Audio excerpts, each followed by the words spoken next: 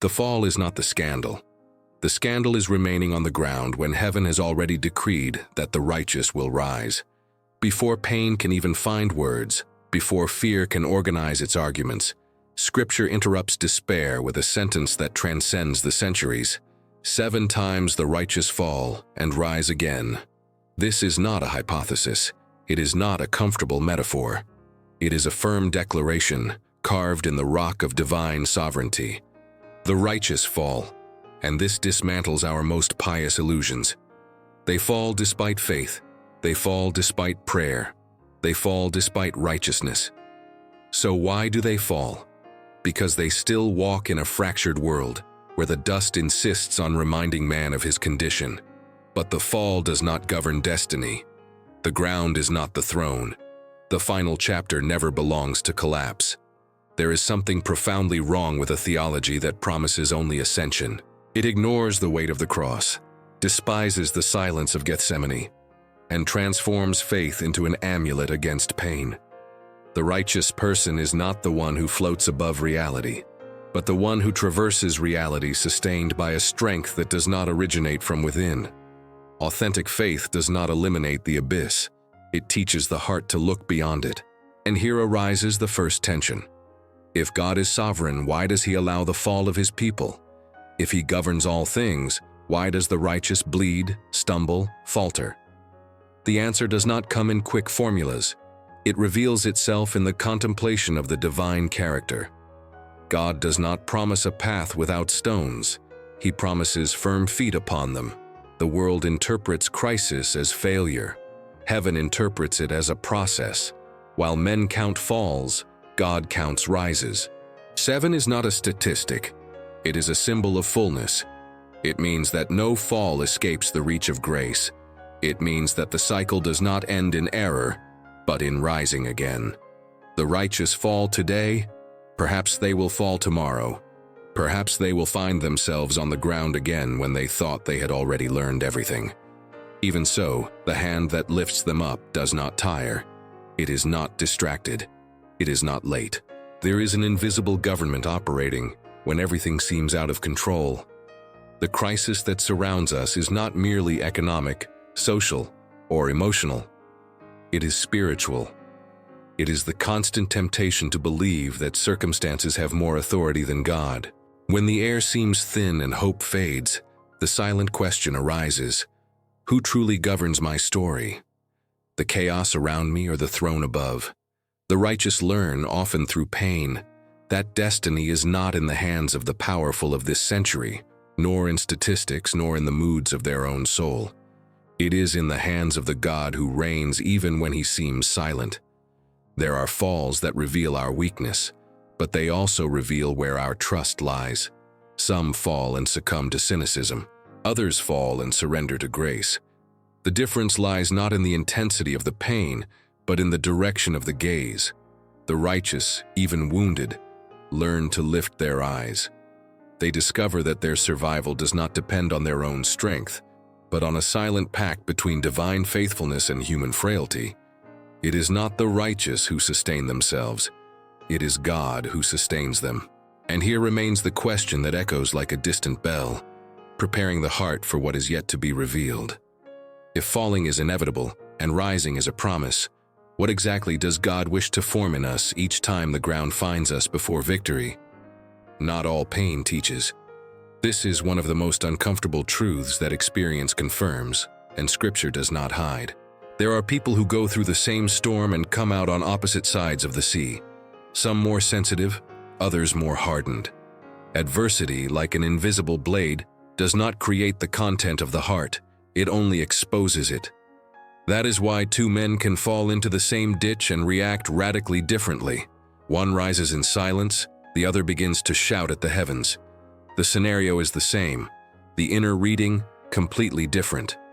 Think of simple, common, almost banal situations. An unexpected dismissal, a diagnosis that arrives without warning, a betrayal that breaks trust built over years, a project that fails when everything seemed ready to succeed. In these moments, something profound happens far from human eyes.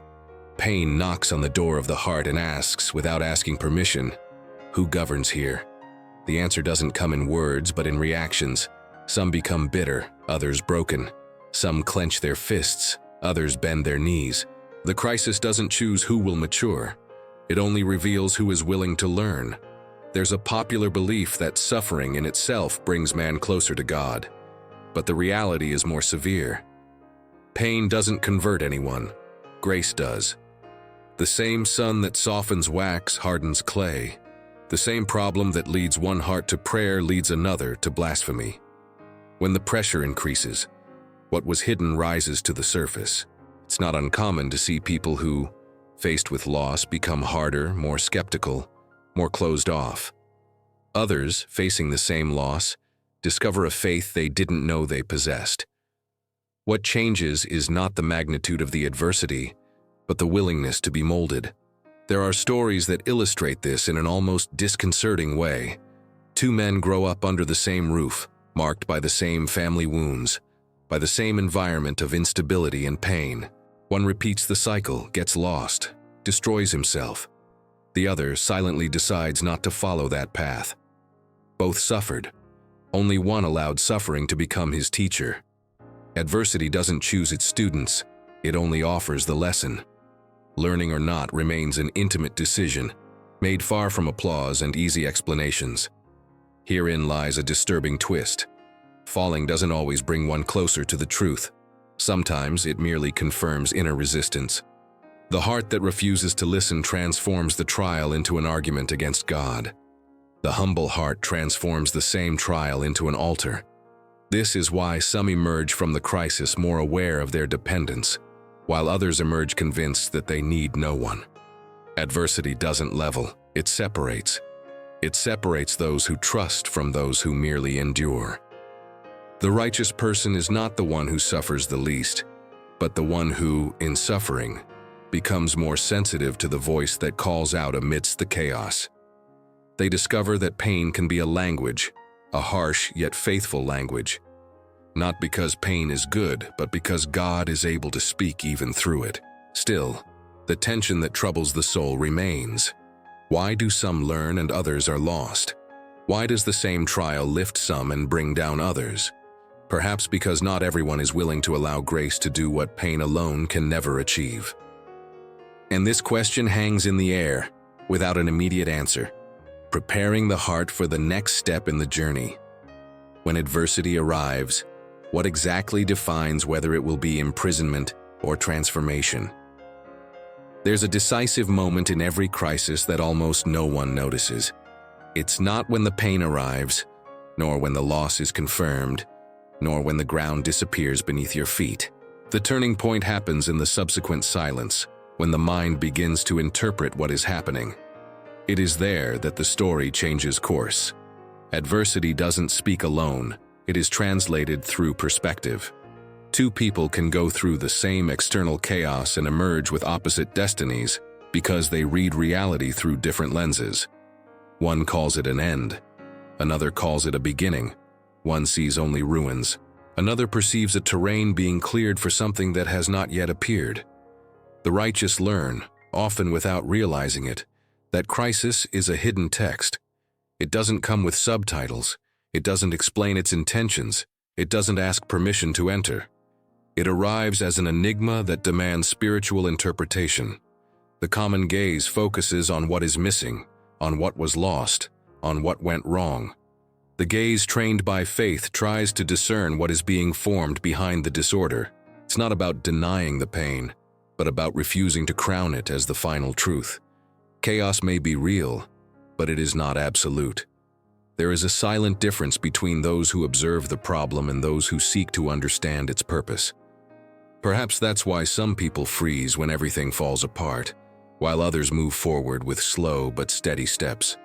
The scenario is the same, the impact is the same, but the attitude redefines the path.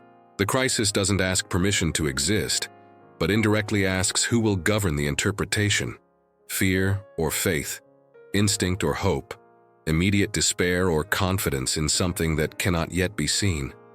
What kind of interpretation do you make when reality seems to contradict all the promises you believed in? Who is shaping your interpretation of the facts when everything loses meaning?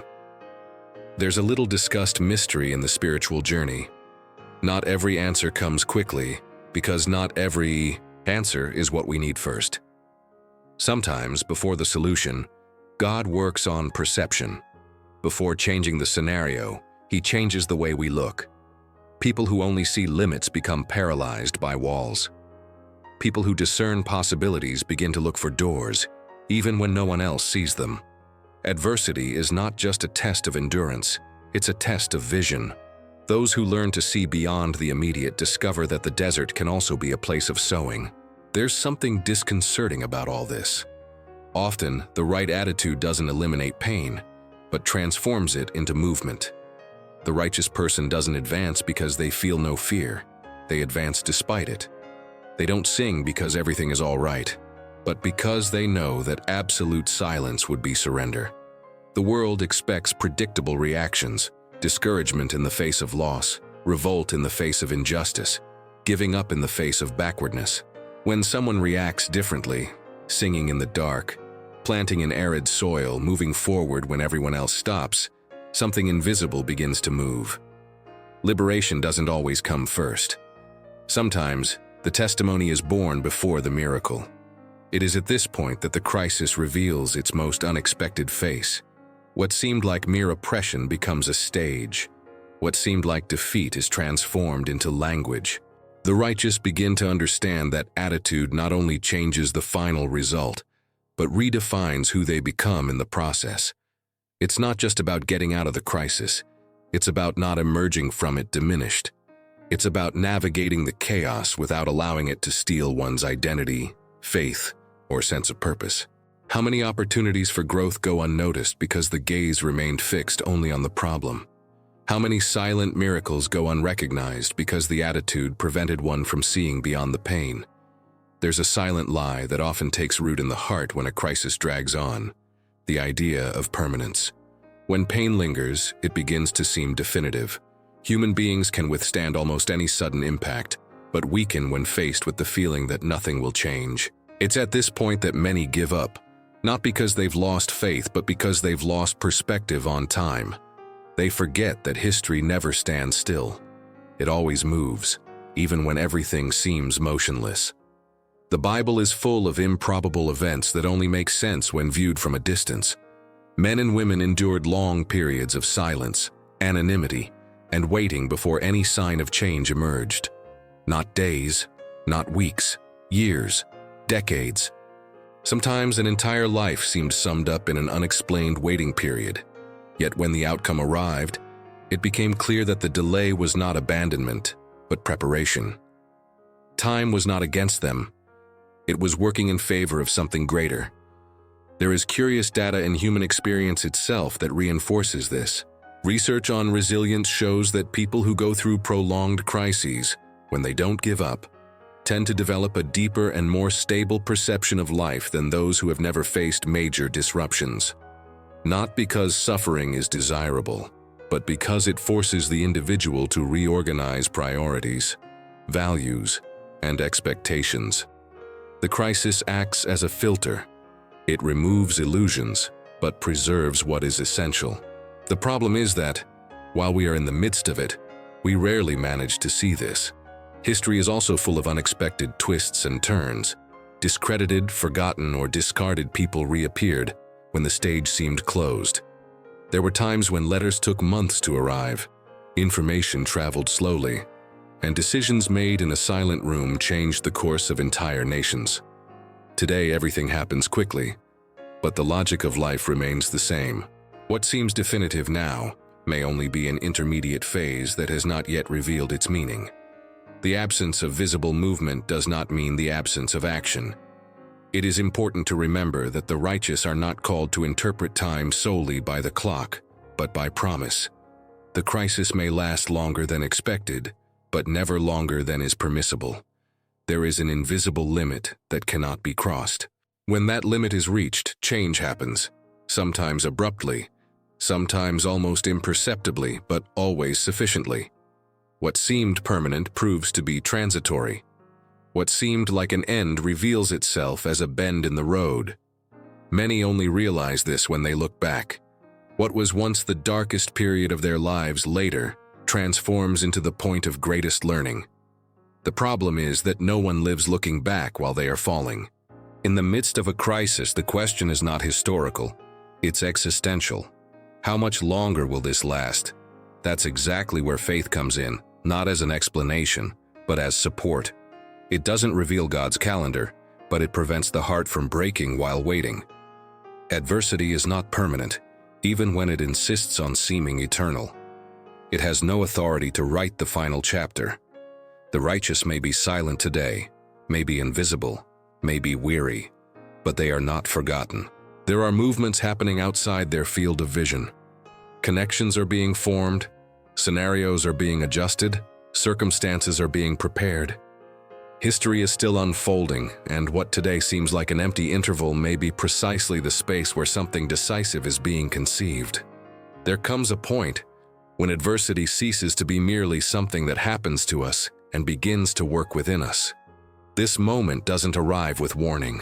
It arises when fatigue accumulates, when the repetition of the struggle begins to erode hope, when getting up for the 5th or 6th time seems harder than falling. That's when many give up. Not because the problem won, but because the soul has grown weary of resisting. The crisis then tests not only faith, but the willingness to continue learning while it hurts. Adversity can be cruel when it is not understood. It exposes limits, reveals weaknesses, and dismantles the images we have built about ourselves.